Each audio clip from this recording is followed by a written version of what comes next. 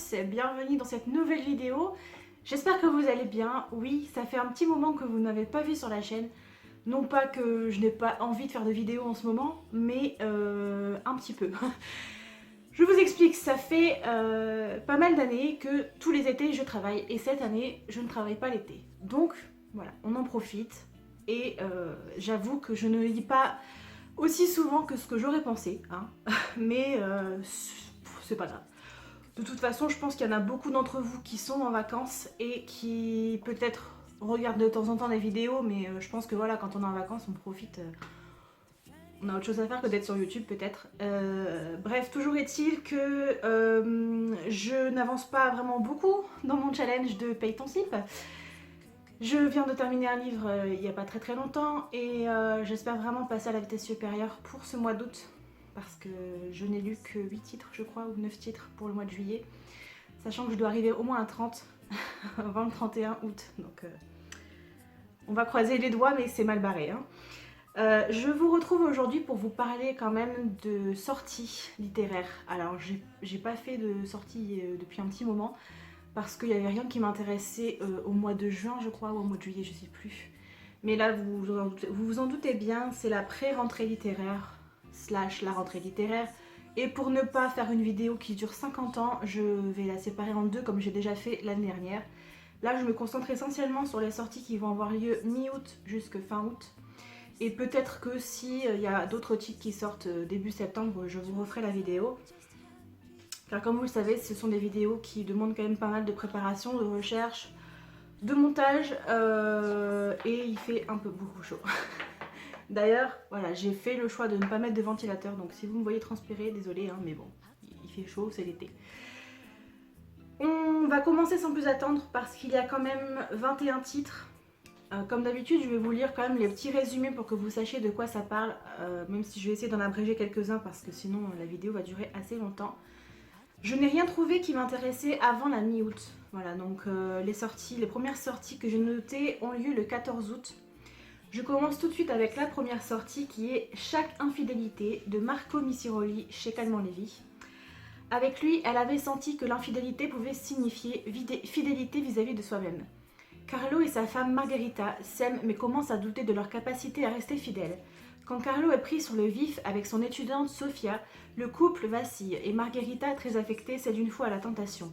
De son côté, sa mère Anna, veuve depuis peu, se met aussi à douter de la loyauté de son mari.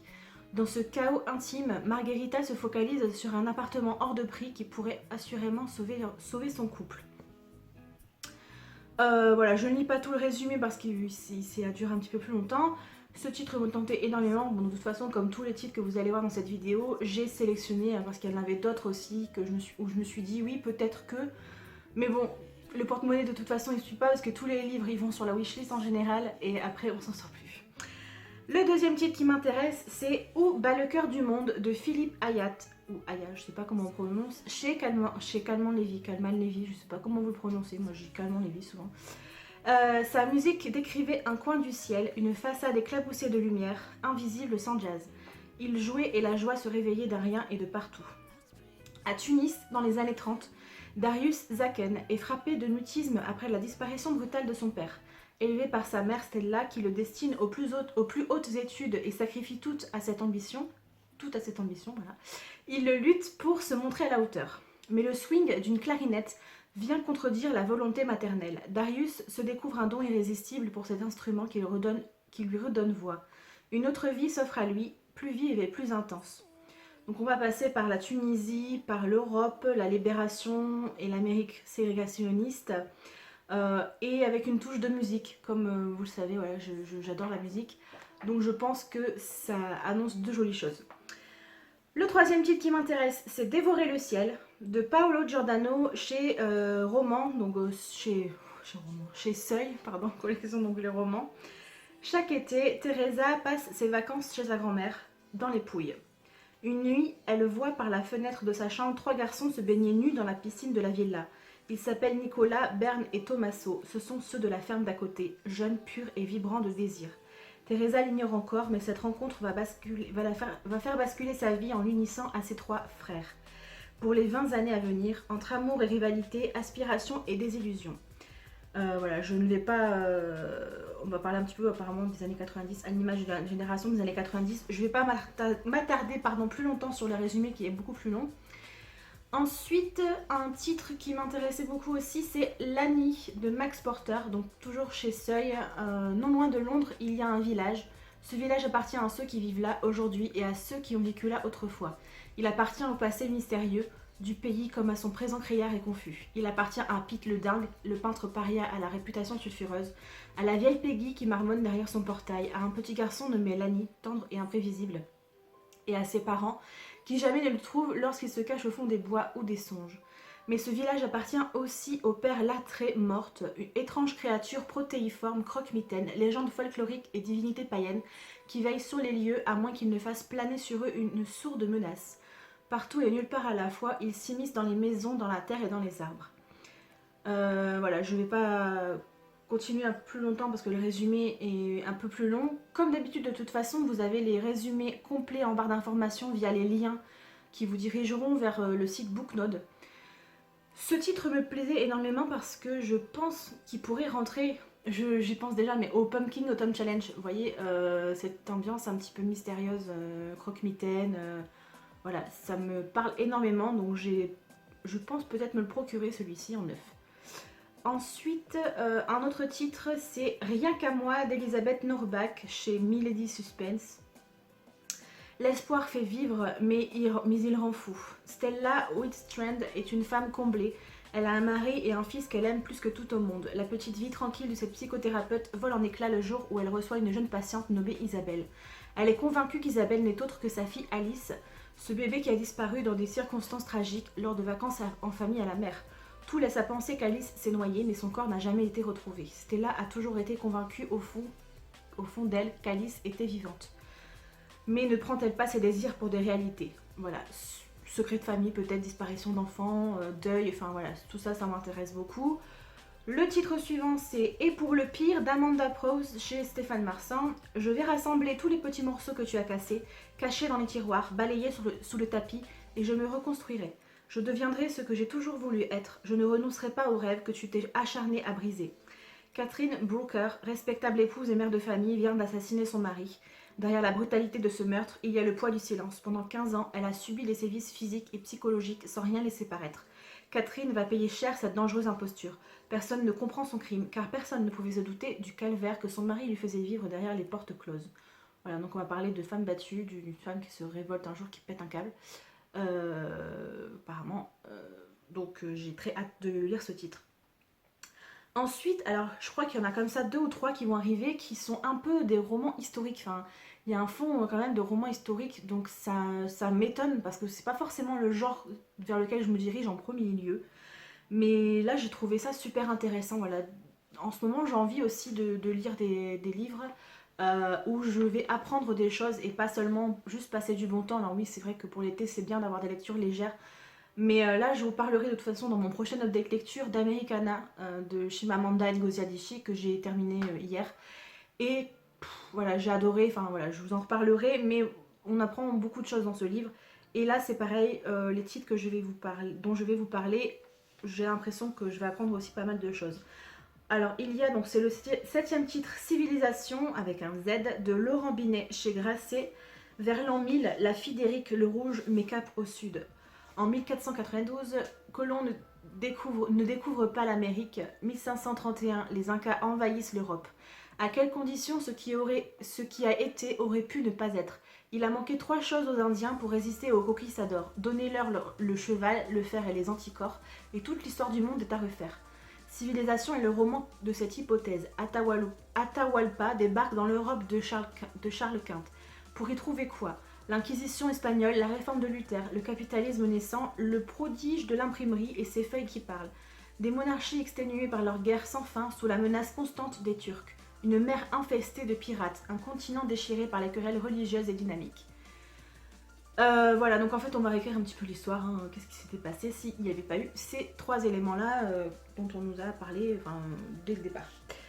Ensuite, il y a un livre, alors je ne sais pas s'il est déjà sorti ou s'il est réédité, enfin je n'ai pas trop compris, mais il est mondialement connu apparemment, c'est Le Gène Atlantis de A.G. Riddle chez Brajlon.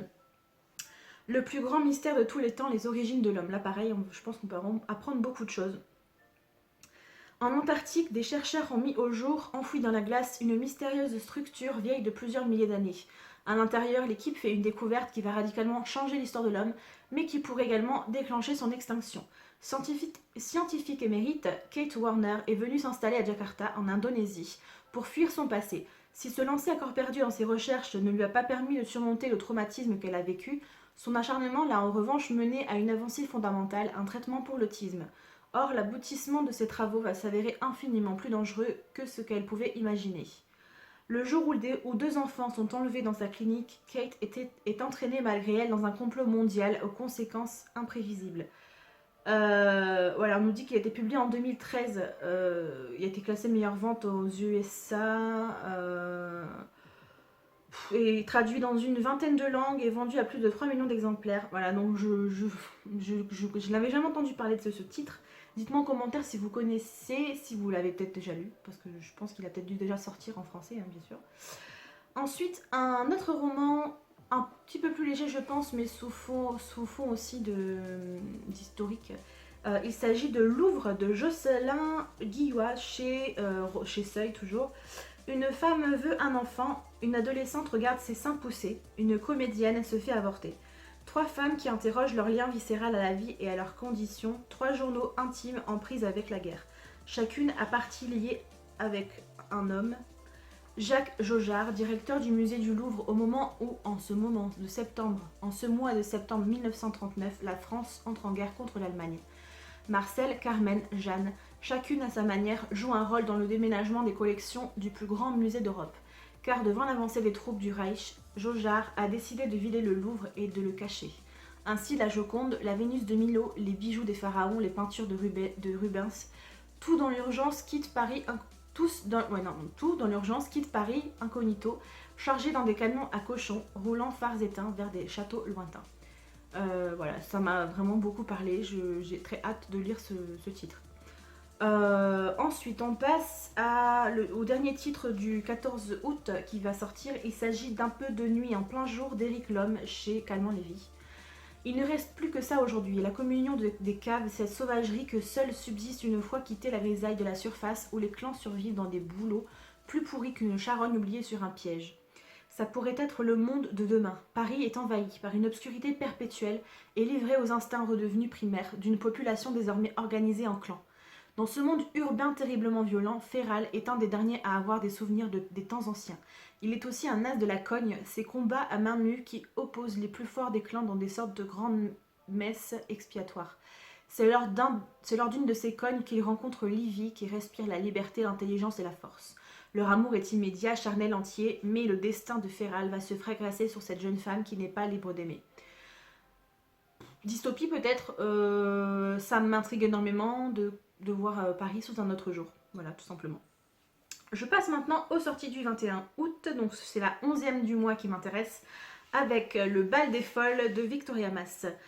Chaque année à la mi-carême se tient un très étrange bal des folles. Le temps d'une soirée, le tout Paris s'encanaille sur des airs de valse et de polka en compagnie de femmes déguisées en colombines, gitanes, zouaves et autres mousquetaires. Réparties sur 2 salles, d'un côté les idiotes et les épileptiques, de l'autre les hystériques et les folles et les maniaques, ce bal est en réalité l'une des dernières expérimentations de Charcot. Désireux de faire des malades de salpêtrière, des femmes comme les autres, parmi elles Eugénie, Louise et Geneviève, dont Victoria Mass retrace le parcours heurté dans ce premier roman qui met à nu la condition féminine au XIXe siècle. Voilà, c'est un des titres, je crois, qui m'a le plus interpellée ce mois de août. Ouais, je sais pas, je trouve que ça change un petit peu de ce que j'ai pu lire déjà comme résumé de titres qui me faisaient envie. Tout simplement. Ensuite, on a Substance de Claro chez Actes Sud. Orphelin recueilli par une tante qui cuisine du matin au soir des plats extravagants, le jeune Benoît aimerait donner un sens à sa vie. Mais comment y parvenir quand on doute de tout et qu'on se demande si l'on est vivant ou mort, si l'on n'a pas été un légume avant de naître, et que faire de ce don étrange qui vous permet de communiquer avec l'au-delà. J'en dis pas plus parce que ce titre m'a l'air un petit peu what the fuck comme on dit, hein. Ça a l'air d'être un petit ovni. Donc voilà, Ensuite, le 13e titre qui m'intéresse, il s'agit de Virginia, d'Emmanuel Favier chez Albin Michel. Dans le lourd manoir aux sombres boiseries, Miss Jane s'apprête à devenir Virginia, mais naître fille à l'époque victorienne, c'est n'avoir pour horizon que le mariage. Virginia Woolf dérogera à toutes les règles. Elle fera œuvre de ses élans brisés et de son âpre mélancolie. La prose formidablement évocatrice d'Emmanuel Favier, l'autrice du courage qu'il faut aux rivières, fait de cette biographie subjective un récit vibrant, fiévreux, hypnotique. Donc ça, on va être sur la biographie de Virginia Woolf. J'ai très hâte aussi de lire ce titre parce que ça m'intéresse vraiment beaucoup. Voilà, pour ceux qui ne connaîtraient pas, Virginia Woolf, c'est une des auteurs aussi qui a beaucoup marqué son temps, tout comme Jane Austen, je pense.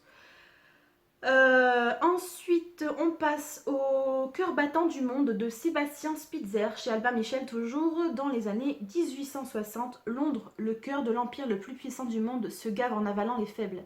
Ses rues hantent la misère, l'insurrection et l'opium. Dans les faubourgs, ouais, je sais pas si c'est très clair ce que j'ai dit, mais dans les faubourgs de la ville, un bâtard est recueilli par Charlotte, une Irlandaise qui a fui la famine. Par amour, elle va voler, mentir, se prostituer sans jamais révéler le mystère de sa naissance. On va découvrir que son père est quelqu'un d'assez connu, donc je ne veux pas vous dire qui pour pas trop vous spoiler. Après, si vous voulez savoir, vous allez voir en barre d'infos. Ça m'intéressait aussi vraiment beaucoup. Ensuite, très rapidement, un nouvel Amélie Nothomb, évidemment, avec Soif, donc chez Albin Michel toujours, et avec toujours ces petites phrases énigmatiques. Là, on nous dit, pour éprouver la soif, il faut être vivant.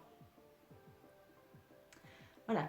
Donc, on s'attend encore à du Amélie Nothomb. Voilà. Ensuite, le 16e titre qui m'intéresse, c'est Le nom secret des choses de Blandine Rinkel chez Fayard. Tu avais l'âge de quitter ton enfance, l'âge où on se sent libre et où, dans le train pour Paris, on s'assoit dans le sens de la marche. Dès ton arrivée, tu t'es senti obligé de devenir quelqu'un d'autre, quelqu'un qui n'oserait plus dire je ne sais pas. C'était la ville qui t'imposait ça dans ce qu'elle avait à tes yeux de violent et de désirable, sa culture. Puis tu as rencontré Elsa, elle avait le goût des métamorphoses. Voilà, très énigmatique, le titre me parle beaucoup. Voilà, que dire de plus, à part que je suis très intéressée. Ensuite, le dernier titre de cette date du 21 août, il s'agit de Dans les yeux d'Anna de Christian Laborie chez Presse de la Cité, il me semble, mais je ne suis pas sûre. Est-ce que c'est une réédition ou voilà, je sais pas trop. Avril 1975, Sarah Goldberg, 30 ans, apprend qu'elle est l'héritière d'une maison dans un petit village des Cévennes dont elle n'a jamais entendu parler. La demeure a été léguée à sa mère Anna, décédée il y a quelques années. Profitant de l'été pour faire quelques travaux avant de vendre, Sarah découvre sous du papier peint une étrange inscription « Ne cherchez pas à savoir ». Je m'arrête là parce qu'il y a encore deux petites phrases, mais je ne vais pas trop vous en dire. Ça a l'air très intriguant, ça va être beaucoup, je pense, centré sur les secrets de famille. On va être dans les années 20, les années 30 aussi apparemment. Donc, que dire de plus? C'est fait pour moi. Ensuite, on passe aux sorties du 22 août. Donc là, on est bientôt sur la fin, hein, puisqu'on est à la 18e sortie, avec Vaste comme la nuit d'Elena Piacentini chez Fleuve Noir. Un thriller, je crois qu'il n'y en avait qu'un jusqu'à présent, qui fait un peu penser à un thriller, mais là, voilà, c'est vraiment un thriller. Le capitaine Mathilde Sénéchal repoussait ce moment où elle ferait parler son passé, mais un événement va la décider à reprendre le chemin du petit Co, qui l'a vu grandir chaque été jusqu'à ses 9 ans. Voilà, son chef de groupe tout juste parti à la retraite, sachant condamné par la maladie, a choisi de mettre fin à ses jours. Et elle seule elle avait promis de rouvrir une enquête vieille de 30 ans. Voilà, donc je ne vais pas continuer le résumé parce que ça dure un peu plus longtemps, mais voilà, on se retrouve avec une enquêtrice qui rouvre une affaire vieille de 30 ans apparemment. Donc voilà, c'est intéressant. La 19e sortie, il s'agit de L'étrange histoire du collectionneur de papillons de Ridian Brooke chez Fleuve. Alors là, j'ai été très intriguée par le titre. Pareil, je ne vais pas vous lire trop le résumé, je vais juste vous dire 1980, États-Unis, Lou Jones, jeune gallois d'une vingtaine d'années, souhaite voir les États-Unis et écrire le roman de sa vie. Il va passer son temps à flâner, à fumer de l'herbe et à lire, et après il va croiser la route d'un homme qui est vendeur de papillons et qui est charismatique et exaspérant, et il va le suivre. Voilà, j'en dis pas plus. Je passe enfin aux deux dernières sorties donc, qui auront lieu le 29 août. Tout d'abord avec un mariage américain de Tayari Jones chez Plon. Je crois que la couverture me plaisait bien, je ne me rappelle plus trop, mais je crois que oui.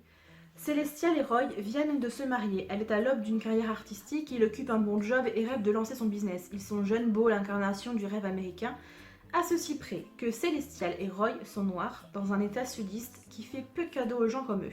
Un matin, Roy est emmené au poste, accusé d'avoir violé sa voisine de palier.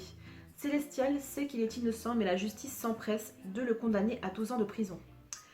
Les hommes comme Roy ont toujours constitué les coupables idéaux, donc voilà, je ne sais pas trop à quelle époque ça va se passer, mais à mon avis, je pense pas que ce soit dans une époque très récente, il me semble pas. Je vous en dirai plus si jamais je suis amenée à le lire bientôt, bien sûr. Et enfin, je passe à la dernière sortie du mois qui m'intéresse avec Mon territoire de Tess Sharp chez Sonatine. À 8 ans, Harley McKenna a assisté à la mort violente de sa mère. Au même âge, elle a vu son père Duke tuer un homme. Rien de très étonnant de la part de ce baron de la drogue, connu dans tout le nord de la Californie pour sa brutalité, qui élève sa fille pour qu'elle lui succède. Adolescente, Harley s'occupe du Ruby, un foyer pour femmes en détresse installé dans un motel fondé des années plus tôt par sa mère. Victime de violences conjugales, d'addictions diverses, fille-mère, toutes s'y sentent en sécurité, protégée par le nom et la réputation des McKenna. Mais le jour où l'une des pensionnaires du Ruby disparaît, Harley, en passe de reprendre les rênes de l'empire familial, décide de faire les choses à sa manière, même si elle doit pour cela quitter le chemin qu'on a tracé pour elle. Voilà, ça m'intéressait bien sûr énormément. C'en est tout pour ces sorties du mois d'août. J'espère qu'il y a certains titres qui vous parlent comme à moi. N'hésitez pas à me dire en commentaire si vous avez repéré d'autres sorties qui ont lieu ce mois d'août. Alors j'avais vu qu'il y avait, je crois, le troisième tome de la trilogie La couleur du mensonge, je crois, ou quelque chose comme ça. Enfin, j'ai pu noter le titre, mais bon. D'abord, il faudrait que je lise les premiers avant de savoir si ça va m'intéresser, hein, bien sûr. Là, c'est un petit peu la galère. J'espère pouvoir, en fin d'année, faire un petit tri sur ma pile à lire. Voir s'il y a toujours des titres qui me tentent, surtout s'il y en a qui me tentent plus, de les bazarder, quoi, enfin de les donner ou de les revendre, je sais pas encore. Voilà, je vais m'arrêter là. Je vais vous tourner à la suite une autre petite vidéo. Je pense vous la poster après, bien sûr. Et je pense que il y aura un update lecture à suivre très prochainement. Je pense, j'aimerais bien le filmer avant la fin de la semaine si c'est possible. Portez-vous bien, profitez bien de votre été si vous êtes en vacances. Si vous travaillez, ben bon courage, parce que je sais qu'il en faut quand il fait très chaud. Prenez bien soin de vous, comme dirait la Miss Météo, et je vous dis à très vite. Ciao ciao.